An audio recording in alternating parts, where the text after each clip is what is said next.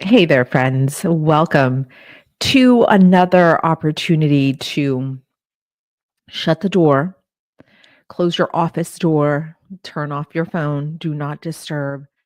This is an opportunity for you to do what is necessary for you to grow and expand, which is to take a moment to join us for professional development every single week, to join us for leadership development every single week. This is your time. This is what you deserve. And this is where you belong every week. So, this is an opportunity for us to talk about a timely topic. I talk about this all the time that we prepare in advance for our trainings um, with what's happening in the United States or globally with holidays, with elections, with things that we know have the potential. We don't know, but have the potential of impacting how you show up as a leader. And so today we are talking about the science of leading with gratitude. Again, another timely topic because in the United States, we'll be celebrating Thanksgiving this time next week. And usually around this time of year, because it's coming to an end, the year is coming to an end. And as we prepare to usher in a new year, we take time right now to reflect on what we've experienced, reflect on our relationships, reflect on our team members and their performance. We're reflecting on everything that's important to us as leaders, not only in our personal lives, but in our professional lives. And so it's a natural time. It's a natural end of a year, natural end of a cycle. And right now is the time to do this reflection that we as leaders must do. And I will share with you why it is so important. So, first, the brain loves closure. The brain loves a natural end. The brain will look for problems and solve it if you let it. That's if you let it. Then it'll find another problem and it'll solve it. So the brain doesn't like open ended questions, open ended issues, open ended challenges. The brain wants closure. The brain seeks the problem, finds the solution, and moves on to the next. Isn't that fascinating about our brain? If only we as humans, people, would adhere to the natural inheritance of the brain, wanting closure, wanting to keep moving forward, not wanting to look in the past. Let's find another problem and solve it, and let's keep moving forward. And so many of us out here in leadership, we tend to ruminate over things. Sometimes it's an argument or a misunderstanding with an employee. Sometimes it is an argument with our loved ones or a partner or spouse. And the brain wants to ruminate over those conversations. And this is where the leader says, well, I should have said this and I should have done that. And there you are ruminating, lamenting over what took place. But the brain's like, okay, human, you want this. You want to understand all these things, but I want closure. I want to find a way for us to find closure here. But our minds are stuck on the past and stuck on ruminating, lamenting over these events. And so I bring this up today because it's important that we talk about this idea that I've been playing with called focus versus observation or observing. Focus versus observing.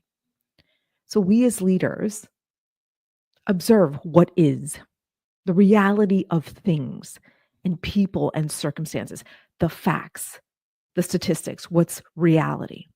We're observing our team's performances decrease, team morale decrease, maybe a decline in motivation, maybe a decline in engagement.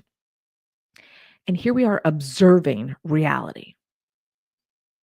And so we wind up frustrated and overwhelmed because we're focused on what is versus turning our attention and our brain and our mind over to focusing on what doesn't exist yet. Yet. This is where we use our foresight, the skill of visionary thinking and foresight. This is where we look into the future. And although the future is not here now, we are, as effective leaders, we're balancing what is, what is reality, and what is yet to exist. So a great leader gets to be on this seesaw and gets to balance this out for themselves. But we have to observe first so that we can then know what to focus on. And this is all going to tie into gratitude in just a moment. So stick with me right here. So, what is can be frustrating, can be overwhelming, could be painful. And as I was reflecting myself on this past year, in the past 11 months, I couldn't help but think of reality. Well, this is what happened, Denise. We can't dispute reality. Here are the facts. Here, are endings to some relationships and business partnerships and other things. And that's reality. And so I had a choice to stay observing what was frustrating, reality, or focus on what doesn't exist yet and the opportunities that are ahead of me in my business and in my personal life. So we as leaders must look at both and understand I have to observe what's happening first so that I can better understand where I want to go in the future. Focus on what does not exist yet. And so focus versus observing, two verbs that we leaders must get very comfortable with. Observing what is, but also focusing on what doesn't exist yet. And here's what's interesting about the human brain. It uses approximately 20% of the body's total energy consumption on a daily basis. 20% of the body's total energy consumption every single day. 20%. And here's what's also interesting. An average adult, that equates to about 350 to 450 calories per day that the brain needs, that takes to generate power, to think, to solve for problems, to, yes, observe and focus on what does not exist yet. And so I bring this brain fact up because I want for you to spend the time that is necessary to take an observation. It's very important because this is where we learn about pattern recognition. This is where we get to develop the skills of pattern recognition. And we do that every day with our team members, even our family members. We know their patterns better than they do. We can predict their behaviors because of what we have observed in the workplace, in our communities, in our families. So that's necessary to do. But once you take those learnings, you take those reflections and then turn those into learnings, then we can focus on, well, how do we want to lead better? How do we want to lead our families? How do we want to lead our teams, our organizations? Because I know what exists now. It's reality. Can't escape it. It's in my face. But I want to use my brain energy to focus on the new way of leading, the new way of loving, the new way of being and existing, because I've taken the learnings from this observation. So focus and observing, two verbs that we must do often, as often as we can as leaders, but especially right now because we are in that natural state of ending the year and we are naturally wanting to reflect on the past and present. And then because we're ushering in a new year, we're going to focus on the future. But we spend a great deal of time on the past and the present. And my plea to you today is to balance these two sides of your perspective so that we can better use and leverage our brain for creating the future that we want in our leadership practice and in our personal lives. Focus and observing. Two important things that we must balance out. So here we are now, reflecting on the year that we've had, the teams that we have, the performance or lack thereof that we have had together. And now it's time for us to take those observations and take those learnings and adapt to the future that we want to create. And so, as I mentioned, this time of year is critical for me because I am observing, reflecting, capturing those learnings, and planning for 2025 or whatever year you're watching this. And what's interesting about those observations is that I was identifying some of the most painful reflections, some of the most painful moments and memories that are seared in my brain because of this year. A lot has happened in my personal and in my professional life. But on the other side of that coin are the joyful, loving, happy moments, the wonderful learnings that I want to take with me into the future. And yes, everything in between, because, life is a spectrum. And here we are experiencing so many different things, so many different challenges, whether it's a world war or a war between countries or a US election and its outcomes and the impact it will have on our communities, and also what's happening in the home front. So there are the external circumstances that we don't have much control over, but the internal circumstances, the home front, where we spend our most time raising our children, leading our teams, creating ripple effects in our communities and in our organizations. And so it's important that we again give balance, give equal time, equal brain energy time to the things you cannot control and the things that are right in your face every single day in the home front that you may have more control over than you think.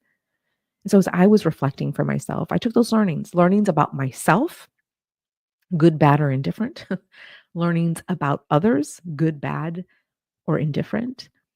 And after accepting these learnings, one very powerful emotion emerged, and that is the emotion of gratitude, being thankful. It's gratitude I believe, can only exist when one takes those learnings and turns them into a new way of existing, a new way of being, of becoming a better leader, a better parent, a better constituent, a better citizen of this world. And again, gratefulness can only exist when someone does take the time to take these reflections, turn them into learnings, and then use them to become better. Because what is the point of all this pain and suffering? What is the point of the joyful, happier moments? We want to take both the good and the bad moments, and we want to turn them into powerful learnings so that we become better, so that we evolve, so that we grow and expand. That's the goal of life. Isn't that the goal of what a leader, well, at least I think a leader's primarily motivated by growth and expansion. I would hope you are too. If you're watching this, you certainly are. And so we want to take gratefulness and we want to use it as we're focusing into the future.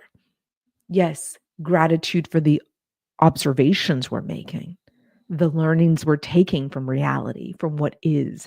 But we also want to use gratitude to create what doesn't exist yet.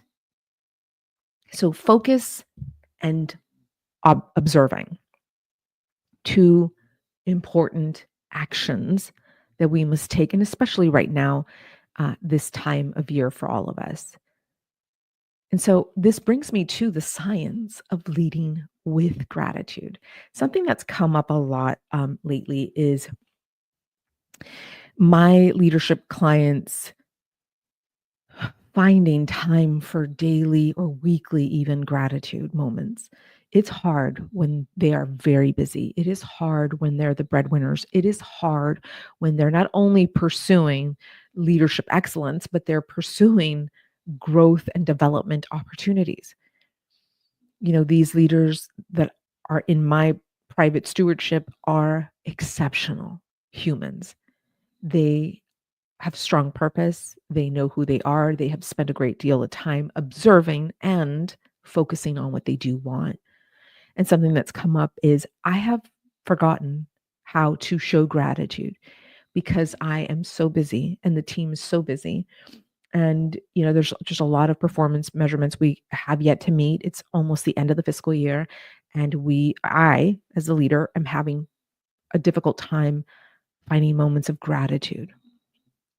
And so for some of these leaders, it was the discussion of what this looks like in the brain of an employee. When a leader shows gratitude because they've done the work of observing and taking those reflections and then focusing on how they're going to use it in the future, when the leader has done that work first and foremost, that is the most important thing that we must do as leaders. When the leader does this, then we can show up in our organization, amplifying our impact through gratitude. But leader, we have to do the work first. So as I was going through these studies and research, and yes, preparing to serve my clients and to serve you today, I couldn't help but think of these wonderful studies, lots of empirical research, great stuff from some of my, favorite leadership experts out here. And I always want to go back to the source. And I don't mean the reference source. I mean the source of those actions and belief systems and leadership philosophies. So you're telling me what the research study shows. You're telling me the impact that gratitude has on employee engagement and organizational commitment and performance, levels that have increased, and so many other amazing things that impact organizational wellness. But why aren't we talking about the leader and what the leader needs to do? Right. So what I mean by what the leader needs to do is, what is the leadership mindset? What is the mindset that leader needs to have before they can go put all of these things into action? And even so, if a leader puts these things into action and they don't genuinely feel gratitude for their team, then their impact will fall short. It will not be genuine. So I always take the approach of leadership psychology, coaching psychology. We love organizational behavior around here. But my job to serve you, the leader, every single week is to talk to you specifically before you go put some of these practices into action. What's the point of these practical strategies if the leader doesn't have the mindset? If the leader doesn't have the energy? Because the leader is spending so much time observing and resenting what is and has not done the work, the psychology work, the mental work to use those learnings so we can focus on the future. And gratitude allows us to do that. So we have to do the work first. So I'm going to share with you some of these studies. But I want for you, as we're going through some of these examples, I want for you to think about, okay, so if I do this, then this study says that this should be the outcome. But what do I need? What do I need to believe? What do I need to value first? What work do I need to do so that I can put these strategies into practice and have a bigger, greater impact? This is how we simplify our leadership, because so many of us leaders are taking so much action without meaningful intention, without purpose. And then we wind up why we're so burnt out. Well, because your mindset wasn't the first thing you worked on. You went and ran the race without actually training for the race. So as we're going through some of these examples, think about, well, what do I need to know? What do I need to believe? What values do I need to um, you know, be conscious of? What skills do I need to develop so that I can then better have a greater impact on my employees as I use these strategies? So the science of leading with gratitude. I love this one study. Um, so this study in particular talks about employees who feel valued. And when they feel valued, they are 20% more productive. Now, listen, as a leader, you should be very interested in this statistic, in this particular fact, because if you are a leader who was hired to solve problems and create results, with the team that you have under you, then you're going to want to leverage their productivity time. And so when you practice gratitude and when the employee genuinely feels that they are valued, then 20% increase in productivity is what you will see per individual. There's some statistics on team performance that I'll share with you in just a moment. Another statistic says 59% of employees say they have never had a boss who truly appreciates them. So let me ask you, leader, have you had a leader or a supervisor or a director show you that they truly appreciate you? Have you ever had that? Do you have that memory? Have you experienced that moment in your professional life? Because 59% of employees who were surveyed in this particular study said, I've never had a boss who truly appreciates me. Never had a boss. This is their perception, very valid perception that they have. I can tell you through my professional experience, I have never, well, let me take that back. I only had one leader who was a dean who believed in me, who was not easy on me, who challenged my mindset and challenged my self concept as a leader. Because of him, my leadership philosophy was turned upside down. And to me, I mean, he may not have ever said, I value you, but his actions and his behaviors told me I was highly valued in this leadership role. And so you may not be expressing thank yous explicitly, verbally to your teammates, but it's important that we show them gratitude. And I'm going to tell you why in a few minutes, because the impact of productivity is going to skyrocket. So if you're having problems with your team members right now, producing, being productive, meeting their performance measurements, meeting KPIs, then maybe, just maybe, gratitude could be a strategy that you implement in your leadership practice. So 53% of employees would stay longer at their company if they felt more appreciation for their work. That's over half. 53% of employees would stay longer at their company if they felt more appreciated for their work. Now, here's what's interesting. My focus in research has always been employee commitment and organizational engagement. That has always been my focus in research. I want to help leaders engage their employees so that they are highly committed, engaged, and committed to the organization. That has always been my primary focus. And so I help the leader, which is why we serve the leader around here. We want to resource you and give you all the tools that you need so that you can then go and create highly committed, highly engaged employees who are loyal and who want to stay in this organization. And so when we get a study like this that tells us 53% of employees would stay longer, if only you showed them that their work is valued and that you appreciate their work, appreciation for their work, that's all they're asking for, they would certainly stay longer with you. Because turnover is not great. It's necessary because they get to self-select. A lot of these individuals get to self-select and they get to choose to work for you or not. And there's been some really great opportunities to weed out the employees that should not be under your stewardship. But there are times when you lose a high performer, when you lose a highly productive, caring, compassionate employee because you lacked showing gratitude or even a slight appreciation for their work.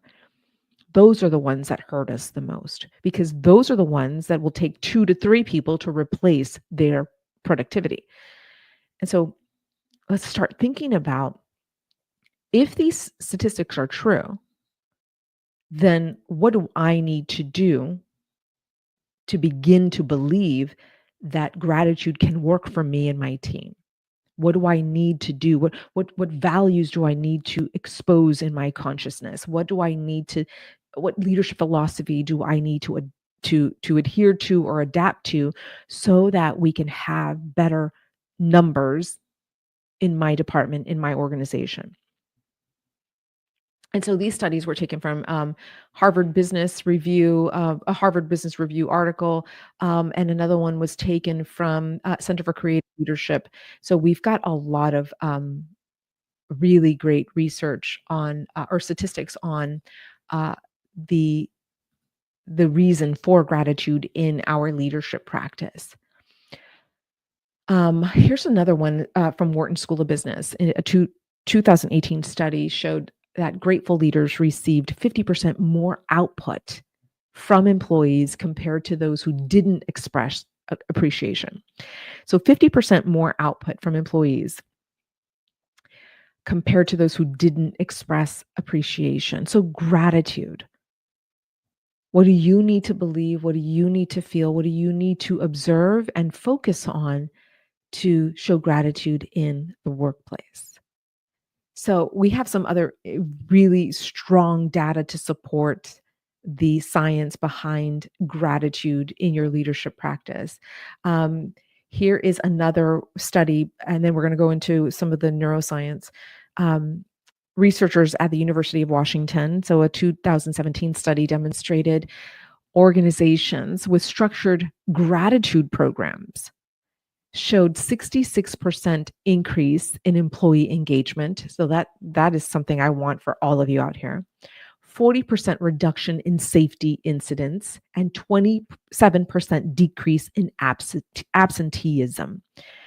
And so when we see an employee disengaged, and we talked a whole lot about quiet quitting during and shortly after the pandemic, and employees not satisfied with their leaders. And the research that I've conducted shows that you have more influence than you think in whether the employee stays in that organization. So they may dislike the organization as a whole, and they may not believe in the mission or values of the CEO, but they will stay because of their relationship or perception of their relationship to their immediate supervisor.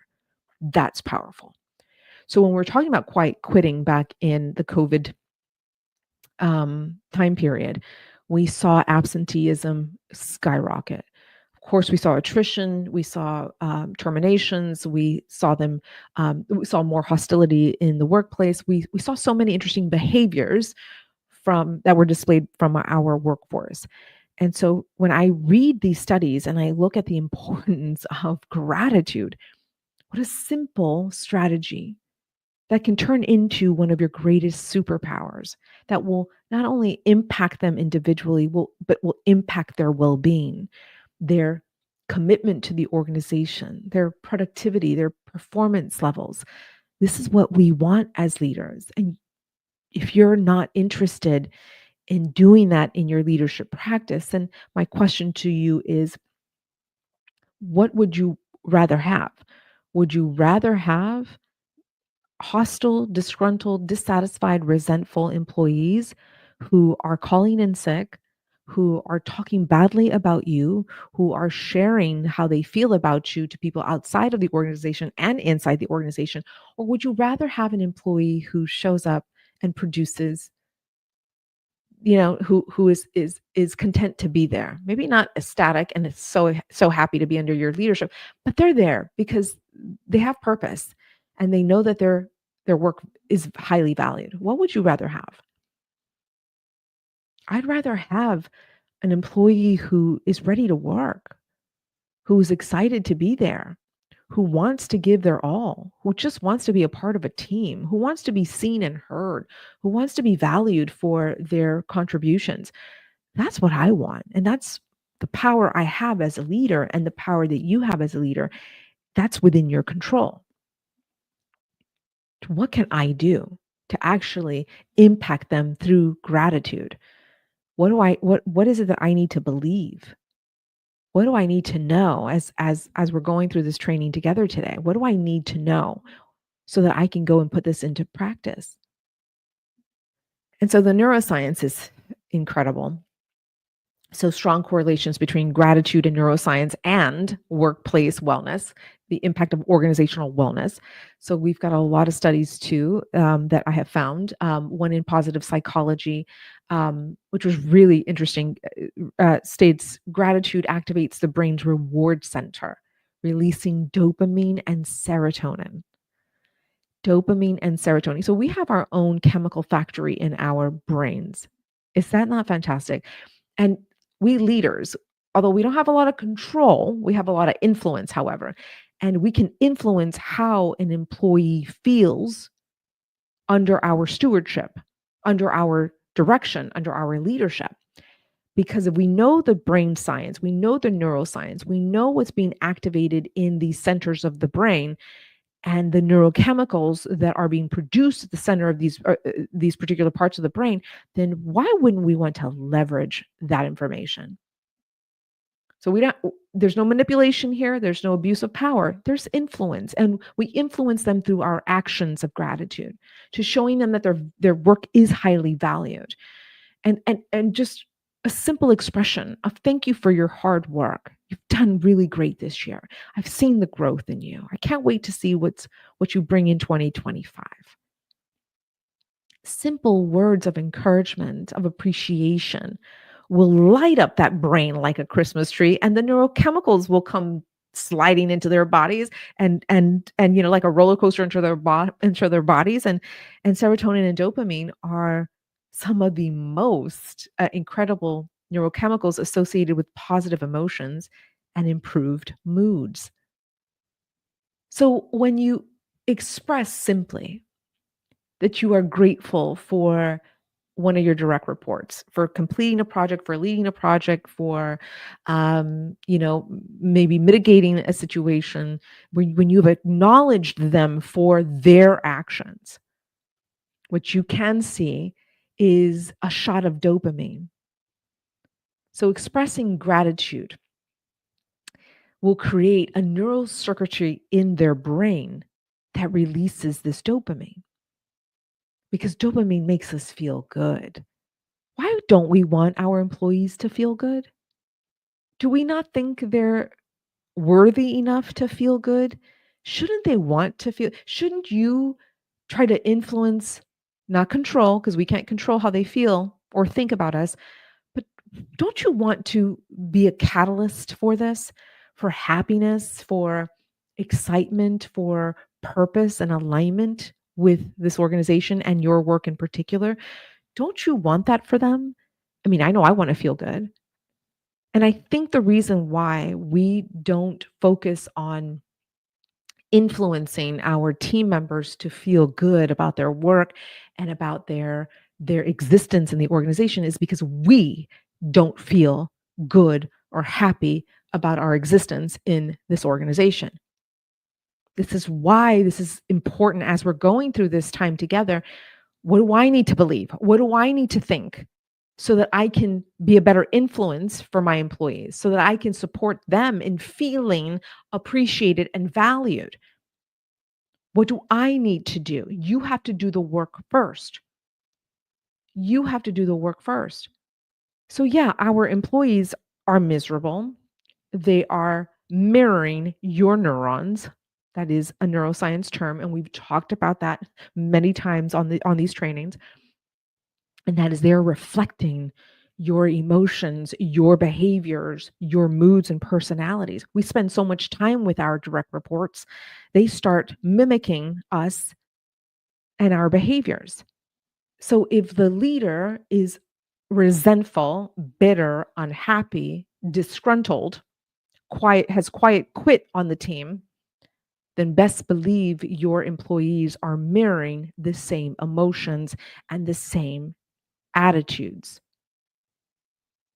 So if we know this is what's happening in the brain, when an employee hears that they are appreciated and valued, a shot of dopamine comes through. Neurochemical cascades into their brain, their bodies, and they are feeling good. Like, yeah, I'm appreciated. Yeah, okay, I'm going to work until This project is over today. I've been leaving early because I've been so annoyed with my teammates and my leader.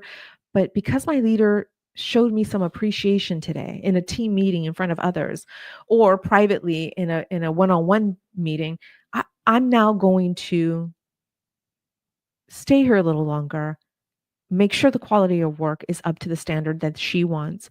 And I'm going to get this done because I don't want to fail her, them, or this team. So that's what the dopamine creates in an individual. I mean, just think about when someone said, I value you, I see you, I appreciate you. You're working so hard. I know it's hard and you're doing so incredibly well. What does that do to your brain? Do you get the shot of dopamine or do you just ignore it because you don't believe it, because you don't think you're worthy of it? So, how do you respond to feeling appreciation and gratitude from your supervisor? Maybe it's from your teammates, maybe it's from your direct reports. Are they showing you how grateful they are to have you in their professional lives? And if so, how do you respond to them? I hope it's yes, thank you. That's really great. That makes me feel really great. And while you're sharing how you feel about me, can I just take a moment to share how I feel about you? Your work has improved tremendously since I hired you a year and a half ago. I can't believe you come this far. You have so much agency. You are such a go-getter. I'm so impressed by you. So there's that mutual exchange of dopamine releasing in our brains. It's the best thing ever. And so something else that happens is another shot of serotonin. So when you write a small note, when you send a DM, when you send them a Teams message, something positive about their work, their brain releases serotonin. And serotonin enhances our moods, our willpower, our motivation. So you've got these two very powerful neurochemicals, dopamine and serotonin. And think of serotonin as the natural antidepressant that you get to create in your own neurology. That's what you're doing for them as well. So know that there are neurochemicals that are working in your favor when you express gratitude. And that's all I want for you to do is to think of ways to do that in your daily practice. Because if we know the neuroscience behind gratitude, then I do believe that you will be more than likely to incorporate some strategies in your leadership practice. Let let the brain work in your favor, right? Let your actions help influence how they think and feel in those moments of gratitude. And all you have to do is come to terms with, okay, I may not feel grateful right now. There's a lot going on in my life, a lot of personal things that are happening, a lot of professional things that are happening, but this is worth looking into. And I am worth doing this work. It's not going to be easy because I'm going to have to come to terms with some things. And I am worthy of this work. Because if I start feeling gratitude for these learnings and experiences and hardships, then I can focus on the future and focus on how I want to be a better leader for myself and my team. That's the goal here, leader. So all these studies and what we know what happens in the brain when we show gratitude to our employees will not make a difference, will not make an impact if you don't believe. If you don't feel grateful or gratitude for where you are currently in your professional career, in your personal life, this is of no use to you if we don't look at you first.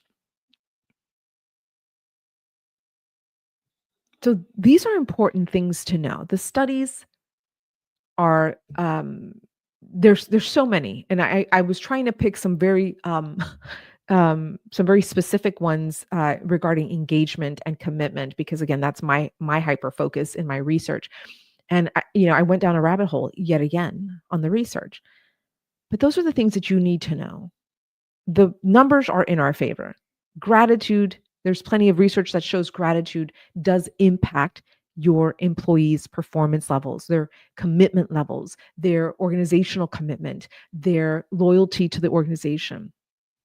They want to come and work for you because you showed them an ounce of appreciation. That's all that takes.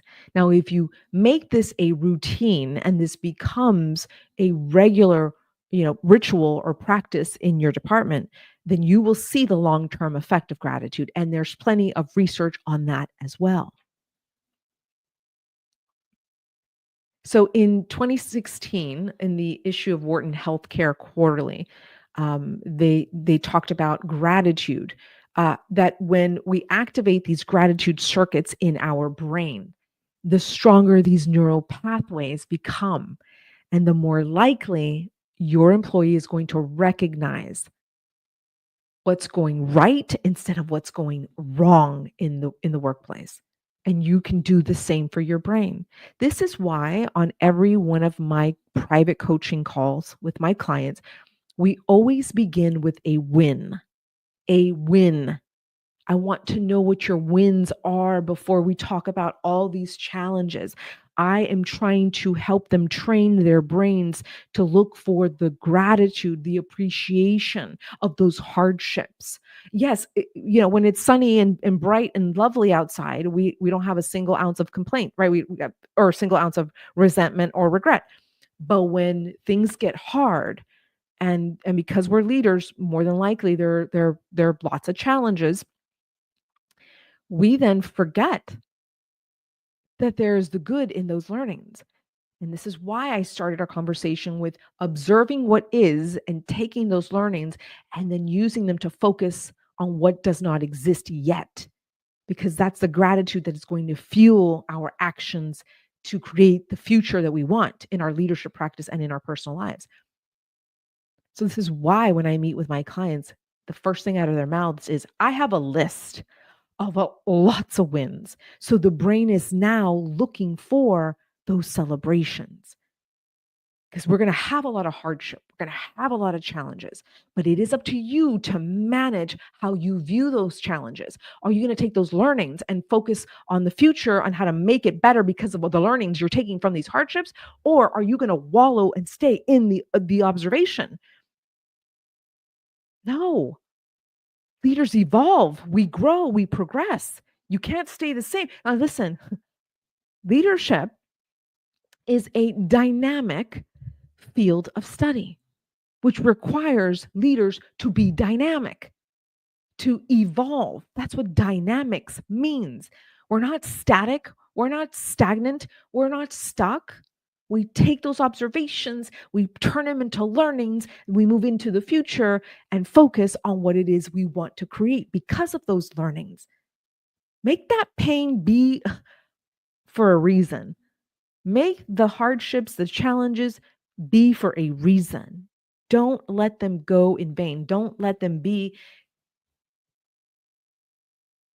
unimpactful. Use them to impact your life.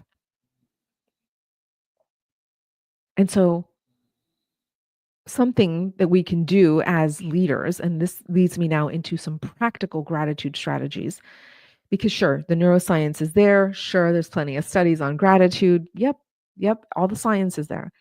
But now let's put this into practice, because this is where we get to use our art, because we know the science. Remember, leadership is the art and science of leadership. Well, this is where you bring your art, you bring your authenticity, you bring your genuineness to the table. This is where you create strategies that work for you, that you can believe in, that you can implement because you are compelled to do this work. Because if you're not compelled and you don't believe in any of this, then it's not going to work for you. Don't put these strategies into play if you don't believe that this can work for you and your team.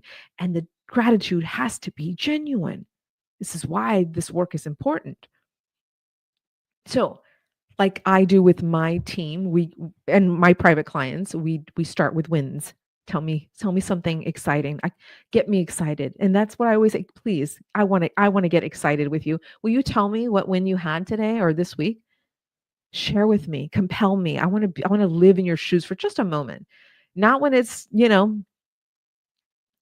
challenging or hard, but what'd you take from those hardships? What are those learnings, the AKA wins that you want to share today with me? That is the best feeling because I know the dopamine and the serotonin are being released in my brain when I hear my employee or even my client talk about their wins. Mirror neurons. I'm feeling what they're feeling. I'm seeing what they're seeing. I'm experiencing what they're experiencing, and I am feeling it all. And that is exciting. So, now what is genuine for you to do? Can you start team meetings with wins? Listen, and you can tell them there's plenty of challenges out here in this world, but guess what? I want to have some wins at the top of this time together because I love winning. So let's win together. Will you tell me what you're so excited about? That's how simple that can be. How about writing thank you notes? I read in one of these studies that a leader, a CEO, wrote 30,000 thank you notes. 30,000 thank you notes, which started a culture of gratitude in his organization. He said, every single one of these people are worth a handwritten note, and I'm going to write 30,000 thank you cards and tell them how much I appreciate them. So, from the person at the very top of the organization to the person who was last hired, he made sure everybody, through his handwritten thank you note, said, you are valued, you are welcome here, and we can't wait to grow together. What a thoughtful gesture. Now, 30,000 thank you notes. Some of you are like going, no, that's just impossible. I can barely do 5. But you want me to do 30,000? No, I don't. But I want for you to start getting into the habit of writing thank you notes. It could be an email. It could be a Teams direct message. It could be a DM somewhere on LinkedIn, or maybe on their profile page on LinkedIn. It could be or tagging them on LinkedIn, where you can tell them, great job on this project. So and so just spearheaded this. And because of their contribution, we have increased productivity, or we have increased these performance levels by 10%, 15%. And so then that way the world gets to see that you value them. So think about how you can incorporate writing thank you notes.